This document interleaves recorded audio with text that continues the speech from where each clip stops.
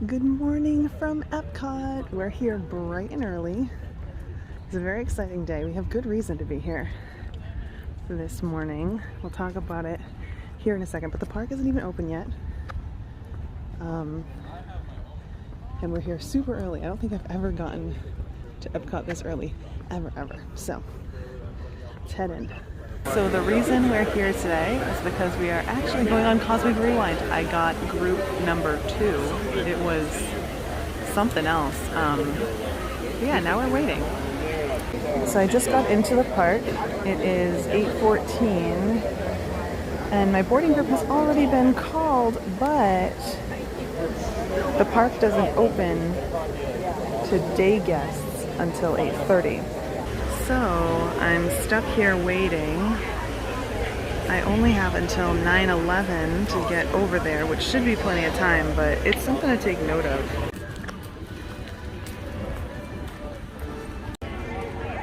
Alright, here we go. I am very excited. It has been years since I've been in this pavilion.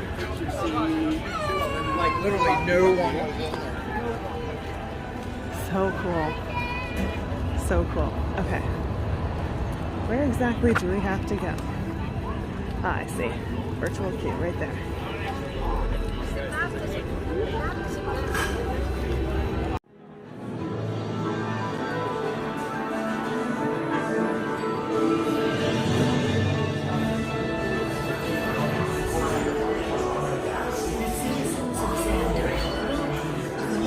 Look at all this queue that we're just passing by.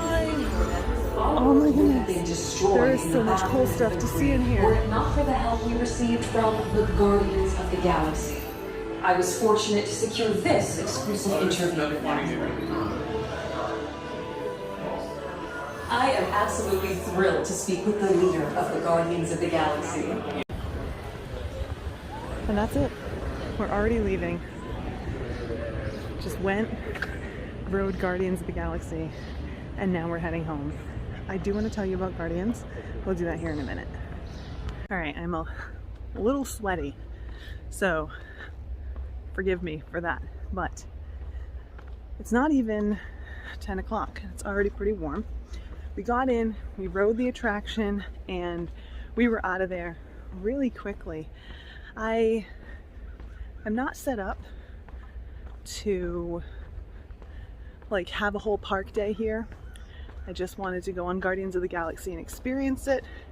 I was fortunate enough to get a bonus reservation for today. So bonus reservations for annual pass holders like myself are these like special reservations that don't take away from your like quota. So when you have an annual pass, depending on the type of annual pass you have, you can make 3, 4, 5 reservations. You can hold them at one time. So I'm currently pinged out. I have reservations for all the days when I can have reservations. But I saw one come up today and I thought, you know, I should try and get on Guardians of the Galaxy, and that's what I did. Whew. Now we're headed home because, like I said, it's pretty warm and I don't really have plans for today other than to come here and do this. And Russ is home because he can't come here on the weekends because of the pass that he has. So I want to tell you about Cosmic Rewind, but as you can see, this is happening. So we're gonna get this car moving and we'll talk about it when we get home. All right, we're back home. I've showered up, I've cooled down. Now let's talk a little bit about Cosmic Rewind. No spoilers here. I just want to give you my thoughts and help you decide if this is an attraction for you, but really quickly. So overall, Cosmic Rewind is a roller coaster, and it's a combination as far as like what you're expecting of like Space Mountain meets Primeval Whirl meets Rock and Roller Coaster. Now there's no upside down or anything like that, but there's music, it's dark, it's fast, it's fun. Probably one of my favorite attractions, if not my favorite attraction at Walt Disney World, right up there with Flight of Passage. I do think that it could definitely make you nauseous, especially if you're one of those people who's going to be looking around a lot while you're riding the attraction. The vehicles themselves turn, but purposefully. So in that way, it's not like Primeval Whirl, where the car just kind of went however it wanted to. It turns very purposefully towards what it needs you or wants you to look at. So if you keep your head forward, or at least forward for the most part, you should be fine.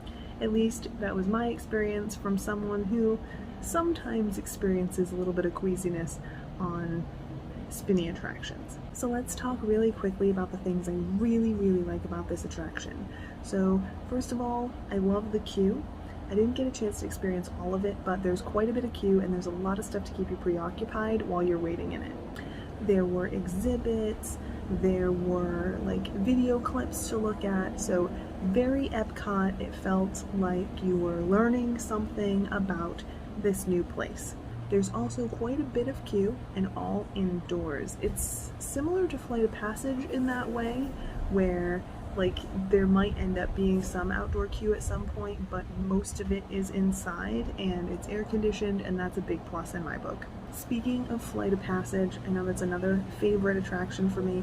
The queue in this attraction really does feel like it's part of the story, and if you're not going through the entire queue, I can see that there are things that you're missing out on, so that's something to be aware of. I feel the same way about Flight of Passage. You're not like really in the entire story, and I did feel that walking through the queue today. So I didn't have the same type of experience that I might have if I was waiting as long as, you know, an hour or something.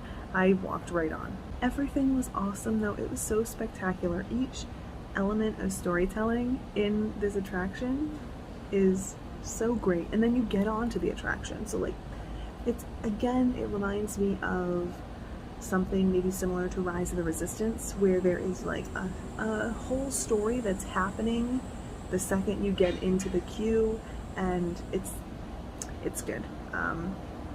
Like I said, no spoilers, but it's similar in that way to Rise of the Resistance. There's a whole like show element to the attraction, and that's pretty awesome. It's a great way to help even those of us who aren't necessarily familiar with Guardians of the Galaxy or aren't really familiar with what we're doing here. Like, what are we doing here? Don't worry about it. They've got you covered with this like show element. Very similar to Rise of the Resistance, where you don't even have to be like a Star Wars fan or really understand much of what's going on. There's like good guys, bad guys, we got it squared away. It'll fill you in. The attraction itself is awesome. It is a little bit intense. I think it's a bit more intense than Mine Train. I know that some people are saying like, oh, it's similar to Mine Train. I think it's more intense than that. It is dark. Like I said, it feels a bit like Space Mountain in that way, but it's also nothing like Space Mountain. There are a lot of things going on. There's a lot to look at. There's a lot happening, and I can see how you wouldn't catch it all when you're riding just once. I mean, even if I was to try and tell you everything that was happening, I feel like I couldn't, because so much was happening and I was just so excited, and I definitely want to go on again, and I will. But a little while ago I mentioned that people were riding multiple times so they can get different songs, and I don't think it's just about the song. Like, the song is great and that's cool, but there's so much else happening. I wonder if things change in the attraction if you have a different song, or if it's just the song that changes. I don't know. Either way, very cool. I had a lot of fun. It was great. But how great was it? Would I pay to ride this attraction? Would I get an individual Lightning Lane selection for $17? Yeah, I would. You guys know I'm a big fan of those individual Lightning Lane selections versus doing the Genie Plus for the whole day, and this is one of those attractions that I would, and quite frankly we probably will, so that Russ can ride, because timing doesn't always work out for him. We usually go after work, and you know, virtual queues, I don't know if that would necessarily work out for us, but I definitely would get a Lightning Lane, and probably will, so that he can ride it too and I can ride it again, because it was awesome. But yeah, that about does it for today. It was a really short one. we just kind of went, did our thing, and then came home. We have some thunderstorms that are going to be rolling in a little bit later today, so probably going to just be hanging out at the house. But for now, I'm going to head in and I'm going to grab myself an iced coffee because I ran out of the house this morning so fast that I didn't have any coffee. I didn't have an iced coffee. I could sure use one now. But thanks for watching. Thanks for hanging in there with me today. And I'm looking forward to seeing you in the next one. We'll have much bigger, much more grand adventure next time. But I hope that this was helpful for those of you who are curious about Cosmic Rewind today. Okay, I'm headed in. I'll see you in the next one. Bye.